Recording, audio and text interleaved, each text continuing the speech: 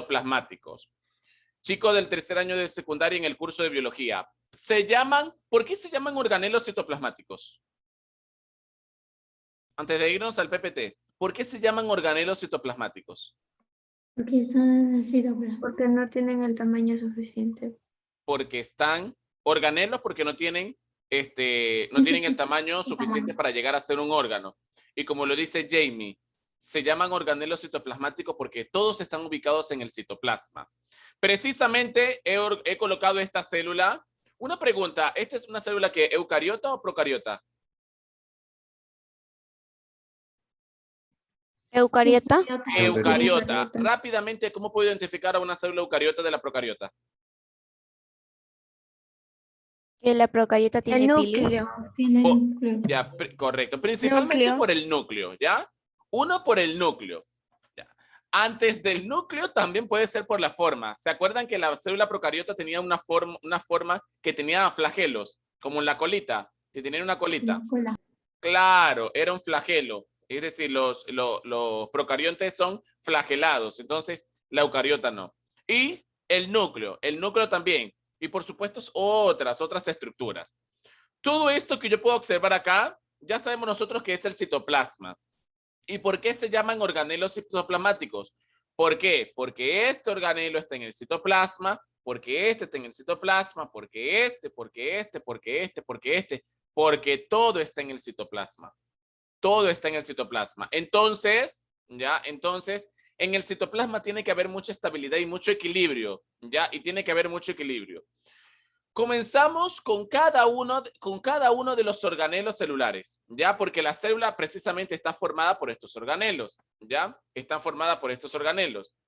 Y vamos a ir cada uno, ¿ya? Vamos a leerlo, lo vamos a discutir y vamos a sacar sus características, ¿ya? Vamos a comenzar con ¿ya? Que es la membrana celular, importante en lo que es la célula. A ver, Daniel. Ayúdame acá con la lectura, Daniel. Membrana celular, estructura y función.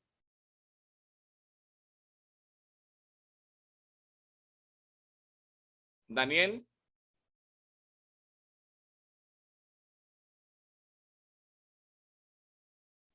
No está Daniel. No está Daniel. No está.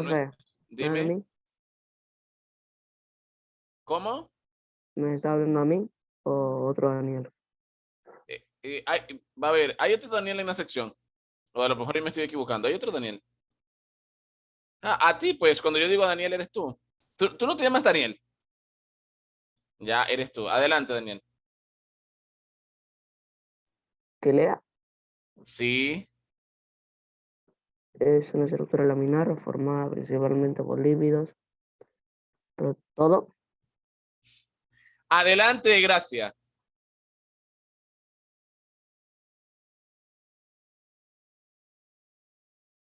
Con la lectura. Adelante, estructura y función. Es una estructura laminar formada principalmente por lípidos y proteínas que recubre a las células y define sus límites. Allí. La membrana celular es como que el límite. Es como que la parte del exterior, lo más exterior de la célula. Es la membrana celular. Define el límite de la célula y está formada por lípidos. Está formada por proteínas. ¿Y de dónde salen esos lípidos? De todos los lípidos que nosotros consumimos, porque nosotros en nuestra alimentación consumimos lípidos. ¿Y de dónde salen esas proteínas? Uno, de las proteínas que nosotros consumimos, pero más allá de eso, nuestras células sintetizan proteínas. Nuestro cuerpo sintetiza proteína por sí solo, ¿ya? Entonces, y forma lo que es la membrana celular precisamente de este tipo de célula, ¿ya? La membrana celular rodea la célula, es decir, delimita el territorio de la célula, lo delimita, lo encierra. Si yo digo, ¿cuál es mi membrana? La piel. La piel es nuestra membrana. Hablando un poco, nos vamos a ir a lo más macro, ¿ya? A lo macro. ¿Cuál es nuestro límite? Nuestra piel. Nuestra piel no permite que nuestro tejido, que nuestra sangre salga, ¿ya? Nuestro tejido que tenemos en la piel, en todo lo que estamos, es el órgano que a nosotros nos recubre. Ese es como que el órgano que recubre la célula, que la delimita, ¿ya? Y va a controlar todo el contenido químico que la célula posee, porque la célula posee un contenido bioquímico, ¿ya? Entonces, estamos claros en que la membrana celular va a ser como la piel de la célula.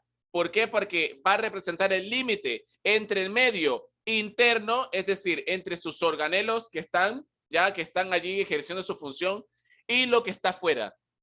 Y lo que está fuera, ¿ya? Lo que está fuera. Ejemplo, si nosotros tenemos células en nuestra sangre, la célula que está en la sangre tiene una parte interna y esta parte interna está rodeada por esa membrana celular, ya que la protege de lo externo. ¿Por qué es importante? Bueno, es importante porque a través de ella se transmiten mensajes que permiten a la célula realizar numerosas funciones. Es decir, sirve también para que pueda ingresar algún mensaje dentro, ¿ya? Para que pueda ingresar, en este caso, un mensaje hacia el interior de la célula, ¿ya? Hablando un poco sobre la membrana celular. Al mismo tiempo, voy desde lo macro, desde los organelos como que de mayor importancia hacia, no a los de lo menor importancia, porque todos tienen importancia, pero sí a los organelos de menor tamaño. Como por ejemplo, uno de los organelos más grandes que hay en la célula es un núcleo. Precisamente estoy hablando de la célula eucariota, ojo. Es el núcleo, ¿ya? Adelante, un favor, a ver. Rafael Ramos, lee el primer párrafo de la lectura, por favor. Contiene la materia genética de la célula o ADN. Es el lugar desde el cual se dirige toda la función celular. Muchas gracias, Rafael. Precisamente, el núcleo, ya por allí hemos escuchado que va a contener toda la información genética. Pero no solamente eso, Olortegui, sino que desde el núcleo se dirigen todas las funciones celulares. Todas las funciones celulares comienzan a partir del núcleo. El núcleo está separado del citoplasma por una membrana nuclear.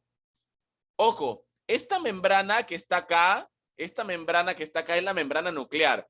Profe, ¿la membrana nuclear es la misma que la membrana celular? No, la membrana celular es la membrana de la célula y la membrana nuclear es la membrana del núcleo, porque el núcleo está protegido por una membrana.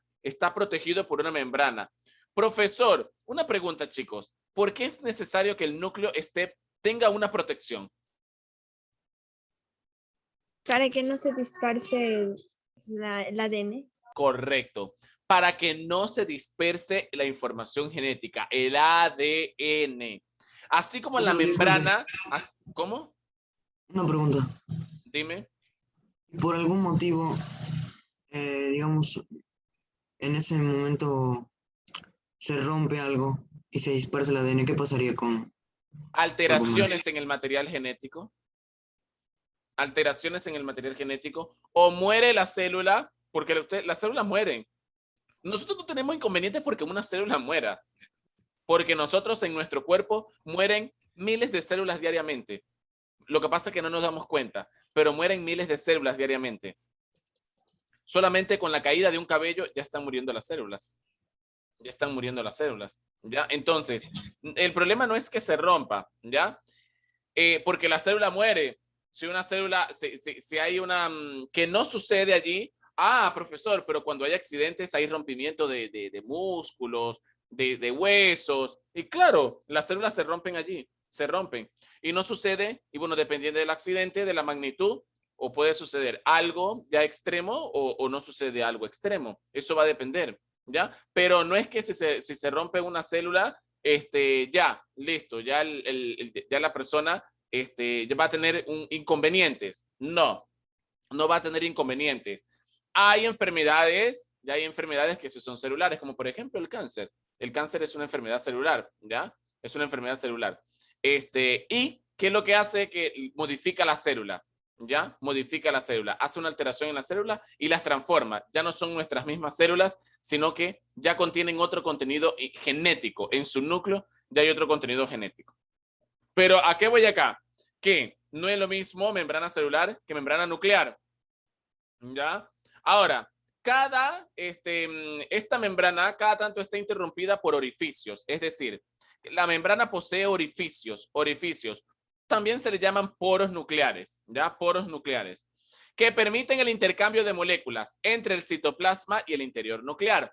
Es decir, debe de ingresar en cada uno de esos orificios, debe de ingresar algún tipo de sustancia que en este caso el núcleo vaya a requerir, ya sea agua u otros nutrientes, que el núcleo vaya a requerir para mantenerse con vida. Para mantenerse con vida. Entonces, para esto son los poros, como nosotros que también tenemos poros en nuestra piel.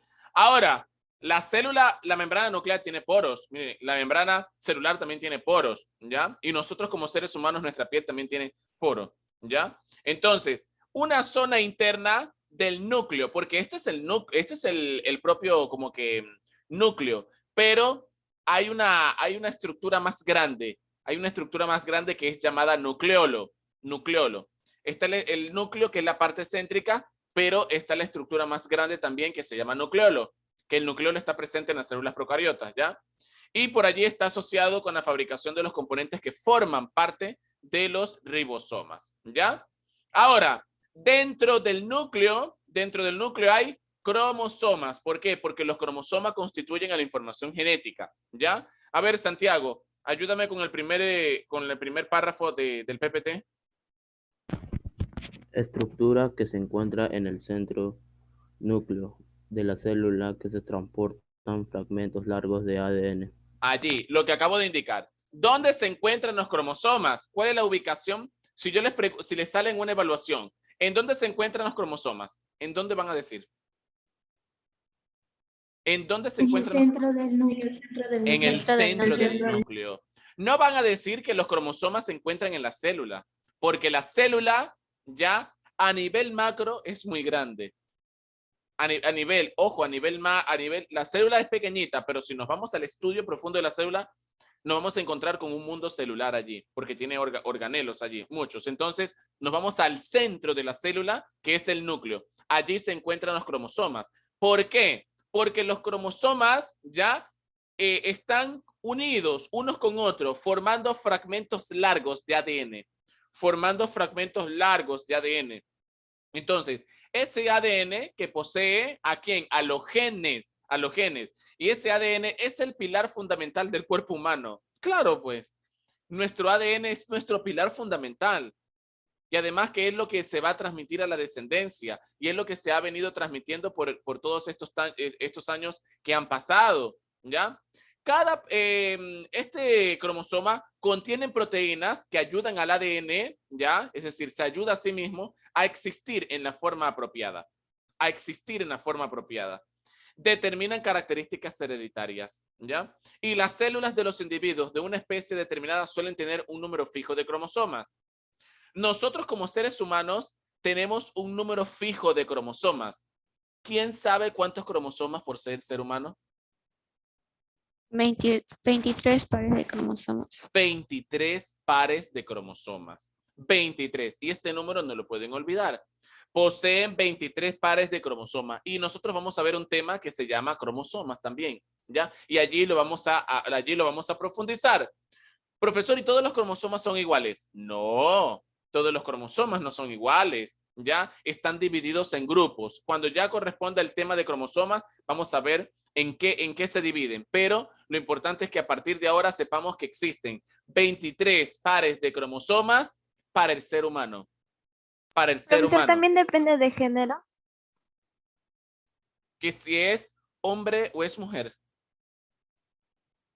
Sí, la forma de los cromosomas. El ejemplo, hombre y mujer tienen 23 pares de cromosomas. Pero el par número 23 es diferente. Todos los cromosomas son iguales, pero el par 23 es diferente. ¿Por qué? Porque el par 23 es el cromosoma sexual. Y es el que hace que el varón ya tenga pene y la mujer tenga vagina, ¿ya? Que el varón segregue testosterona en mayor concentración que tenga glándulas como por ejemplo testículo, ¿ya? Y ese Profesor, cromosoma una 23 pregunta más. hace ¿Y que, cuando las, dime, y cuando las personas se hacen cambio de género? ya, ojo, ¿Algo puede cambiar en los cromosomas o nada? se llama cambio de género, Anaís, pero no es como, es decir, ¿qué es el género? El género es lo que asume la persona. Es lo que asume la persona. ¿Por qué? Porque la persona se hace un cambio, pero no de género. Se hace el cambio de órganos. Se hace el cambio de órganos. Pero Pero él sigue internamente, siendo hombre. correcto. Ahora, las personas, de por sí, las personas, las personas dicen, encienda su cámara, por favor. Una persona puede decir, yo no soy mujer. Yo no soy mujer, pero es porque está asumiendo otro género, lo está asumiendo por las necesidades de su cuerpo, por las experiencias, por la vivencia, etcétera. Aquí no estamos cuestionando esto. Profesor, disculpe. Ya te voy a dar la palabra. No estamos cuestionando. Lo que sí es cierto es que aunque una mujer pueda cambiar de género o un hombre pueda asumir otro género, sigue liberando testosteronas en gran proporción. Sigue liberando progesteronas en gran proporción, en este caso la mujer. Como en España, el hombre llegó a quedar embarazado. ¿Han visto la noticia, no? Que en España hay un hombre embarazado, pero no es un hombre. Es decir, de género asumió el género masculino, pero no es eso, es que nació mujer, nació con óvulos. Se hizo una operación, antes de ello congeló sus óvulos y se hizo una operación y se colocó su aparato reproductor masculino, todo. Se hizo todo un cambio. Pero resulta ser que tenía cuello uterino, porque eso no se puede cambiar. El útero no se puede quitar, no se puede cambiar la estructura por dentro. Se puede cambiar la estructura de afuera. Si ustedes quieren en el brazo, ejemplo, voy a ser extremista. En un brazo ustedes se pueden colocar un trozo de piel que quede colgando allí. ¿Y listo? ¿Por qué? Porque es una cirugía y es lo que hacen. Es decir, me estoy yendo hasta allá. Pero internamente tú no vas a modificar internamente yo no quiero el corazón de esta forma, yo lo quiero cuadrado. No lo puedes modificar porque hay cosas que no se pueden modificar. ¿Cuál era la pregunta, Arturo? ¿Y qué pasa con la gente que nace hermafrodita? Creo que este tema lo hemos tocado por allí. La gente que nace con los dos sexos, ya que pueden tener los dos órganos sexuales, hay uno predominante. Es decir, puede ser una mujer que ha tenido, por supuesto, una alteración genética y tiene un pene, ¿ya? Y también tiene también su órgano sexual masculino, pero desarrolla uno de los dos caracteres. Uno de los dos es dominante. O desarrolla en este caso progesterona y estrógeno o desarrolla testosterona, alguno de los dos. De pronto, hombres que de pronto nazcan con algún orificio como simulación de una vagina, ¿ya? De pronto puede también tener allí, hay también cambios. Las mujeres ahora se están colocando cirugías para colocarse miembros masculinos y los hombres se quitan el miembro masculino y se quieren colocar su vagina, ya su orificio allí, ya. Entonces están cambiando la anatomía, ya se cambia la anatomía allí, pero se sigue segregando. ¿Por qué? Porque es que no vas a ser hombre y mujer por lo que tengas en tus órganos sexuales, sino vas a hacerlo acá, en el cerebro. ¿Por qué? Porque recuerden ustedes, y ustedes han visto el tema del sistema nervioso y todo está acá en el cerebro controla todo. ¿Y dónde está la hipófisis? Y que la hipófisis, cuando ustedes vieron el sistema endocrino, la hipófisis es la encargada de hacer que todas las glándulas segreguen hormonas. La hipófisis no se puede cambiar. ¿Y dónde está la hipófisis? En el cerebro. En el cerebro está la hipófisis. La hipófisis le va a decir a los testículos, ¿ya?, que liberen testosterona. La hipófisis le va a decir a la glándula timo que libere su hormona. La hipófisis le va a decir a la otra que libere la adrenalina. Desde el cerebro viene, del cerebro. Pero hay tratamientos hoy en día con el avance de la ciencia, hay tratamientos hormonales y todo, bueno, que cambian un poco el cuerpo. ¿Alguna otra pregunta? Tenorio, enciende la Profesor, cámara. y cuando un varón hace un tratamiento para quedarse embarazado, pero ya se cambió de órgano, ¿puede quedar embarazado? Claro que puede quedar. Ya quedó este hombre en España. Ha quedado. No, estoy hablando de otro caso. Ah, que sí, ejemplo. Un varón se cambia su órgano a una vagina y hace un tratamiento, ¿se puede quedar embarazado? No. Eso es pecado. No puede quedar. Dios nos hizo naturales. No puede quedar. Ahí es diferente. No puede quedar. ¿Por qué? Porque ha nacido Él es varón. hombre, no es hombre. Ha nacido varón. Y resulta ser que ese varón, cuando llegó a 9, 10 años, comenzó a liberar testosterona. A los 18 años se hizo su operación. Se ha quitado todo, ¿ya? Y se ha colocado una vagina allí. Pero su hipófisis no va a ordenar que libere progesterona. ¿A dónde? ¿Dónde va a formar el óvulo si no tiene útero? ¿En dónde va a formar el óvulo si no tiene ovarios? No tiene ovarios, y los ovarios son las glándulas que forman esta célula reproductora, que es el óvulo. No puede formar, no ve ciclo menstrual, no hay ciclo menstrual. Si no hay útero, no hay ovario, no hay órgano femenino, es decir, hay algo externo, femenino. ¿Qué es la vagina? Hay algo externo, pero interno a nivel de que pueda procrear, imposible. A diferencia de la mujer. La mujer, si se cambia y por allí queda su órgano, ya queda parte de su órgano, ya como por ejemplo queda su útero, porque sigue viendo, profesor, un hombre se cambia y sigue viendo y puede seguir viendo su periodo menstrual, ¿ya? ¿Por qué? Porque ya va más allá de lo externo que pueda tener de un órgano, sino de hormonas, de glándulas y de organismo, ¿ya? Recuerden que está acá en la mente, no en la mente, está acá en el cerebro. Profesor, Dime.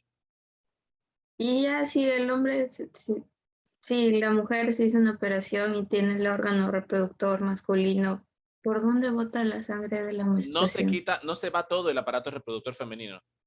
El aparato reproductor femenino no se elimina todo por completo. No se elimina. Es por eso que sigue saliendo por el mismo aparato femenino. Pero, profe, ¿por dónde sale? No entiendo. Por la misma, en este caso, sigue saliendo su periodo menstrual, como si no hubiese, porque es que la operación en las mujeres no es que tapan la vagina. No tapan la vagina. Es decir, no tapan la vagina para crear otro órgano. No. Se crea otro órgano, se puede crear otro órgano, ¿ya? Pero la vagina sigue allí. La vagina sigue allí, ¿ya? ¿Y por qué? Porque no se puede tapar. No se puede tapar. Es como imagínense ustedes si tapan el ano. ¿Cómo es si hay una operación tapando el ano? ¿Cómo van a hacer? Ya ustedes saben lo que pasaría. Ya van a engordar, pero no de comida. Ya saben de qué van a engordar. Entonces, hay cosas que no se puede, que aunque se quieran modificar, no se modifican al 100%.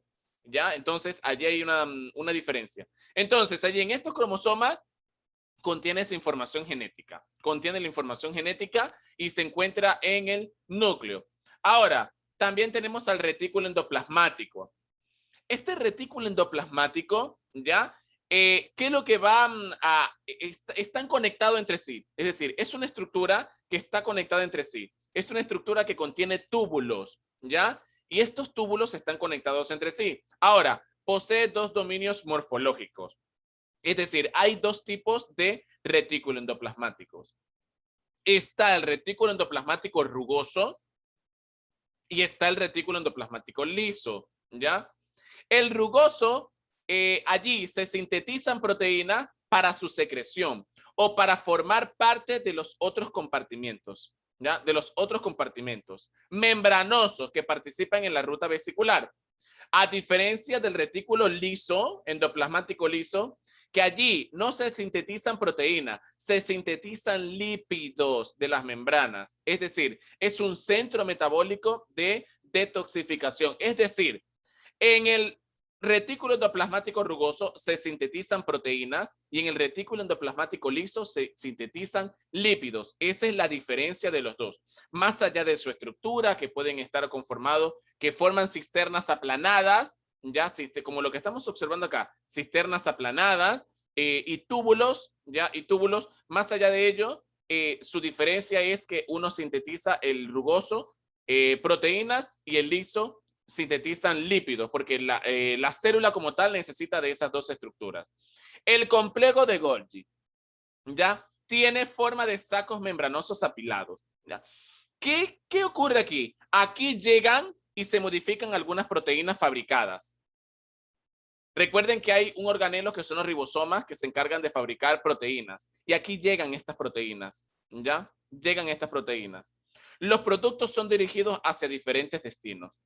¿Por qué? Porque el aparato de Golgi es el encargado, es el director de tránsito de proteínas que va a fabricar la célula. El aparato de Golgi es el que va a decir, tú vas para allá. Es como el fiscal, ¿ya? Tú tienes que ir para allá, tú te vas para allá, ¿ya? Es el director ya de tránsito de las proteínas. Algunas proteínas son dirigidas hacia la membrana plasmática, otras proteínas van a ser exportadas hacia otras células para que otras células puedan tener también vida. Otras proteínas serán empaquetadas en pequeños sacos membranosos llamadas vesículas, ¿ya? Entonces, función principal del aparato de Golgi, controla el transporte de las proteínas. Lisosomas. Tipo especial de vesícula formada en complejo de Golgi. Ojo, en el complejo de Golgi se encuentran los lisosomas y contiene en su interior enzimas que actúan en la degradación de las moléculas orgánicas. ¿Qué es degradación? Descomposición de las moléculas orgánicas que ingresan a la célula. Como por ejemplo, nosotros, Quirós, presta atención, Quirós. Nosotros, Quirós, estamos acá. Johan, Quirós. Nosotros hacemos digestión estomacal. Antoine, la célula también tiene digestión celular. ¿Y quién se encarga de la digestión celular? Los lisosomas se encargan de la digestión celular. Nuestros ácidos, nuestro estómago, nuestro intestino han degradado los alimentos. ¿Para qué? Para que pueda hacer una absorción. Los lisosomas degradan la glucosa que llega a la célula. ¿Por qué? Porque la glucosa llega a la célula hacia las mitocondrias, que ya lo vamos a ver. Llega a la mitocondria. Pero, ¿quién es el que lo va a degradar? Precisamente los lisosomas. Llevan a cabo la digestión celular.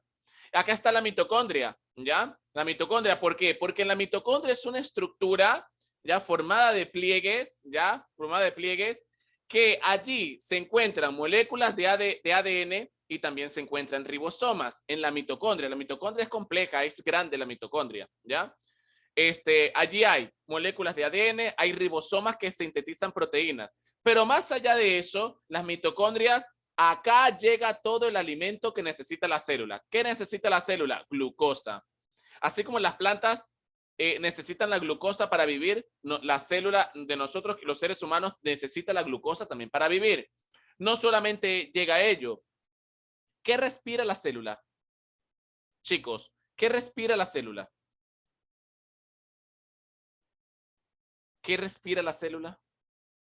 ¿Qué gas necesita la célula para vivir? Uy, ¿qué respiramos nosotros? Oxígeno. Ya, Oxígeno. ¿y por qué lo dicen con tanta duda? ¿Ah? Oxígeno. La célula, lo que pasa, Román, que cuando nosotros decimos de respiración, siempre lo relacionamos con respiración pulmonar, pero no existe, a nivel macro está la respiración pulmonar, pero a nivel micro existe la respiración celular, se lleva a cabo en las mitocondrias y es el oxígeno que se transporta a través de la sangre. La sangre transporta todo el oxígeno y lo lleva a la mitocondria. Lo lleva a la mitocondria. Bueno, la mitocondria se encarga de procesar. Entonces, la mitocondria contiene ADN, contiene ribosomas, contiene el oxígeno que llega, contiene, en este caso, contiene, como es grande, contiene organelos en su interior. Cloroplastos. Acá ya no hablamos, esto es un organelo. de la célula eucariota. Pero acá no hablamos nosotros de qué, de nuestras células. Hablamos de la célula vegetal, de la célula vegetal. El cloroplasto es un organelo muy importante. Se encuentra en las células vegetales, ¿ya? Y además, el cloroplasto es el que capta los fotones, capta la energía lumínica. Ayer me decían, profe, una planta puede sobrevivir sin sol. Colócale un foco y también va a sobrevivir. Porque no es que las plantas le interesan el sol, no, a la planta le interesan los fotones. ¿Para qué? Para hacer fotosíntesis, síntesis de fotones, ¿ya? Porque la planta trabaja con fotones. Entonces, el cloroplasto capta los fotones. En el cloroplasto hay un pigmento verde que se llama clorofila y este permite que se lleve a cabo el proceso de fotosíntesis. Profesor, cloroplasto y clorofila no es lo mismo. No, cloroplasto es la estructura que capta la energía solar. Clorofila, lo que está internamente, ya, de color verde, ya, y que hace posible la fotosíntesis. Vacuolas, estructuras que almacenan agua. Allí me voy directamente a su función, ya. Estructura, y se encuentran tanto en los seres, los animales, las plantas y nosotros los seres humanos. Nosotros tenemos bastantes váculas porque estamos constituidos por mucha agua. Vámonos a los animales. Un animal que ustedes conozcan que contiene mucha agua internamente. Un animal que contenga mucha agua. El Esponja. camello. El camello tiene sus váculas que almacenan agua. Correcto. Por allí Esponja de mar. otro que contiene váculas. Los seres acuáticos contienen váculas muy desarrolladas. Ellos almacenan por allí. No necesariamente que almacenen, desarrollan por la cantidad, su medio acuático que están, pero no porque necesiten almacenar mucha agua. Pero, por ejemplo, ¿han visto un caracol? ¿Han visto caracoles? ¿Han tenido caracoles? Yo tenía 2 caracoles de mascota hace tiempo. Yo tenía 2 caracoles y siempre estaban húmedos. Y siempre estaban húmedos por las váculas desarrolladas que tenían. Almacenan una gran cantidad de líquido, ¿ya? Son más importantes en la célula vegetal. ¿Por qué son más importantes en la célula vegetal? Porque nosotros constantemente estamos tomando agua. Los animales están tomando agua, pero la planta, si Jamie, ¿tienes plantitas? Sí. Y si tú no le echas agua, ¿quién le va a echar? Si son de ella, la planta tiene que esperar que alguien le vaya a colocar agüita. Las plantas, pero Jamie no. Jamie, si tiene sed, va a la refri o en su mesa, allí tiene agüita por allí. Entonces, es por eso que las plantas desarrollan mejor las váculas. Ribosomas, estructuras que fabrican ADN. Estructuras que fabrican ADN. ¿Por qué? ¿Por qué? ¿Y dónde se encuentran? Se encuentran, por supuesto, en el citoplasma y se encuentran dentro de las mitocondrias. Fabrican proteínas para que estas proteínas constituyan al ADN. Esta es la función de los ribosomas. Citoesqueleto, que Angie nombraba algo al inicio, creo que Angie, uno de los compañeros, que la célula podía moverse, ¿ya? Y precisamente el citoesqueleto le da estructura, ¿ya? Le da estructura a la célula, hace que tenga una forma. Una pregunta, ¿el óvulo tiene igual forma que los espermatozoides? No. No tiene igual forma, ¿no? No. Entonces, ¿por qué no tiene igual forma? Porque tienen diferentes citoesqueleto, ¿ya? Citoesqueleto. Entonces, y el espermatozoide se mueve, y las células se mueven, y el óvulo se mueve. ¿Por qué? Porque el citoesqueleto cambia para que una célula pueda tener movimiento. Movimiento. Y no solamente fuera y no como que en una parte externa, no, sino para que, en este caso, los orgánulos puedan tener movimiento en el interior del citoplasma, ya, en el interior del citoplasma. Centriolos son estructuras formadas por filamentos, como lo que podemos observar acá, ya. ¿Y qué hacen? Ellos participan durante la división celular, ya. Se encuentran en el citoplasma de las células animales, los centriolos de las células animales. Profesor, cuando dicen de las células animales, ¿es nuestra célula? Claro. Recuerden que nosotros, los seres humanos, tenemos células animales. Pared de los procariontes, que es diferente a la pared de los eucariontes. ¿Ya? ¿Por qué? Porque la pared de los procariontes ¿ya? Es una estructura rígida. Es una estructura rígida que le da forma a la célula procariota, en este caso la célula bacteriana, ¿ya? Y dependiendo de las especies y las condiciones, ¿ya? La pared puede como que constituir el peso mínimo o máximo de una célula, ¿ya? Peso seco de una célula, dependiendo de las condiciones. Puede estar entre el 10 y el 40% del peso seco de la célula, ¿ya? No son estructuras homogéneas, es decir, estructuras iguales, no son, ¿ya? ¿Por qué? Porque poseen varias capas, según el tipo también de bacterias. ¿De qué están conformados? De proteínas, como el peptidoglucano o la mureína, que son un tipo de proteínas. Y la de los eucariontes, que también se va a encontrar en la célula vegetal. Pared celular se encuentra en la célula vegetal. Nosotros los seres humanos no tenemos pared celular, ¿ya? Profe, ¿cuál es esta pared celular que yo puedo observar en una planta? La parte de la corteza es su pared celular, la parte de la corteza, ¿ya?